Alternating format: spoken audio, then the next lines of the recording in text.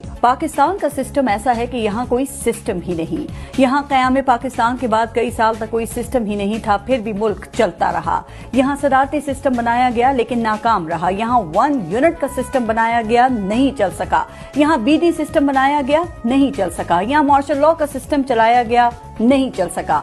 फिर यहाँ पार्लिमानी जमहूरी सिस्टम बनाया गया। ये सिस्टम आज भी रिंग रिंग कर चल तो रहा है, लेकिन इसने रिश्वत और करप्शन के निजाम को जन्म दिया। इस सिस्टम ने ताकतवरों को तहफ्फुज दिया। इस सिस्टम ने कमजोर को मजीद कमजोर किया।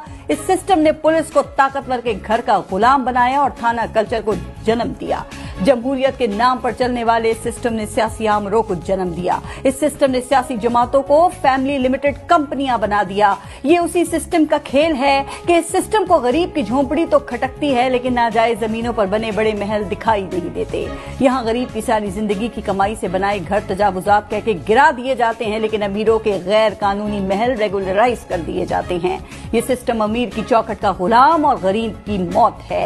ये सिस्टम जेलों का पेट जुल्म के खिलाफ आवाज उठाने वालों से ही भर देता है। महंगाई भी यही सिस्टम करता है और रिलीफ के नाम की खैरात भी यही सिस्टम देता है। जखीरा अंदोजी भी यही सिस्टम सिखाता है और फिर चीजों को मार्केट में लाकर एहसान भी यही सिस्टम करता है। ये सिस्टम का खेल है कि कातिल को जमानत और डबल सवारी पर जेल करवाता है। ये सिस्टम ताकतवरों का खेल है जो जायज को नाजायज और नाजायज को जायज बनाता है। यही सिस्टम तख्त पर सजाता है और यही सिस्टम तख्त से गिरा भी देता है।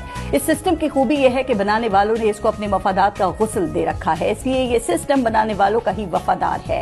ये सिस्टम ऐसा ही है कि अदालत 20-20 साल से पड़ी अपीलें सुनकर मुल्जिम बरी करती है तो पता चलता है कि मुल्जिम तो दौरान कैद ही जिस्म की कैद से कब का आजाद होकर अगले जहान जा चुका। ये वो सिस्टम है जिसमें गरीब के केस का बरसों फैसला नहीं आता और अमीर फर्दे जुर्म के बगैर ही बरी हो जाता है।